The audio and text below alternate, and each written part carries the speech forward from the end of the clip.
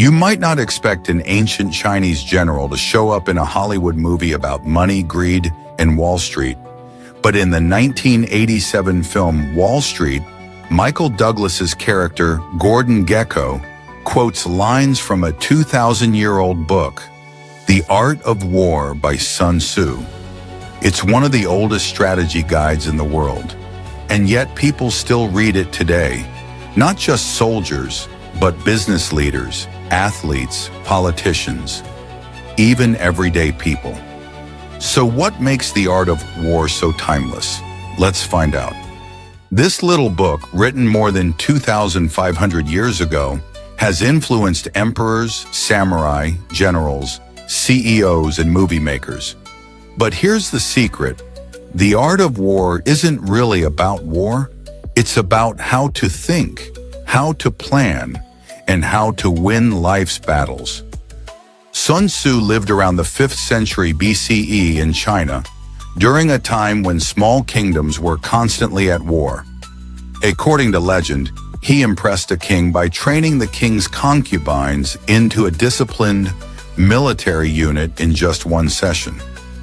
His teachings were collected into a short book, just 13 chapters long, covering everything from planning and terrain to spies and deception. It wasn't about brute force, it was about outsmarting your opponent.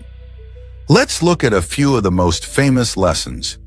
Know yourself and know your enemy. If you understand both, you'll win countless battles. In modern life, this could mean knowing your own strengths while studying your competition. Every battle is won before it is fought. Preparation and planning matter more than charging in blindly. Be adaptable. No plan survives contact with the enemy. Flexibility is the key to survival. The supreme art of war is to subdue the enemy without fighting. The best victory saves lives, energy, and resources. And finally, use intelligence. For Sun Tzu, spies were priceless. In today's world, information and data play that same role. For centuries, the art of war spread across Asia, studied by Japanese samurai and Korean generals. By the 18th century, it reached Europe, influencing leaders like Napoleon. In the 20th century, it was taught in military academies around the world, including the Pentagon. Even today, armies study Sun Tzu's principles. The weapons may be tanks and drones instead of swords and spears, but the strategies remain the same. Think about psychological warfare, propaganda, or misinformation campaigns. These are all pure Sun Tzu. His line, "All warfare is based on deception," is alive and well today. Spies in his time are now satellites, hackers, and intelligence agencies. His ideas on speed and surprise can be seen in modern drone strikes or cyber attacks. Sun Tzu would probably look at today's cyber wars and simply nod. Yes, the battlefield has changed, but the principles remain. But here's why the book really blew up.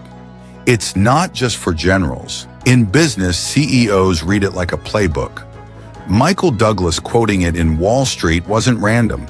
Companies like Apple and Amazon think strategically in ways Sun Tzu would understand. In sports, coaches tell players to know their opponent's weaknesses and adapt, straight out of The Art of War. In politics, campaigns are carefully planned battles of timing, messaging, and perception. And in everyday life, we use it when we negotiate salaries, break habits, or solve conflicts.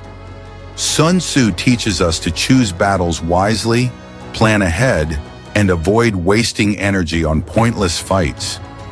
So why has The Art of War lasted so long? 1, it's short and easy to read. You can finish it in an afternoon. 2, it's universal. It's not really about war, it's about conflict, and everyone faces conflict. And 3, it's timeless. Human ambition, fear, pride, and competition haven't changed in 2,500 years. Of course, The Art of War can be misused. Some people twist it to justify being ruthless. But at its core, Sun Tzu's wisdom is about avoiding unnecessary battles and thinking before acting. That's why it's still quoted in Hollywood, studied in boardrooms, and respected in classrooms. Because as Sun Tzu said, the supreme art of war is to subdue the enemy without fighting.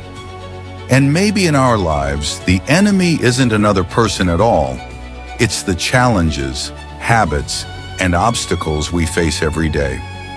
If you enjoyed this breakdown of the art of war, hit like and subscribe to the channel Think This Way. And if you're curious about more, check out our other videos on modern philosophy and fascinating stories from history. Because choosing to think, that might just be the freest choice we can make.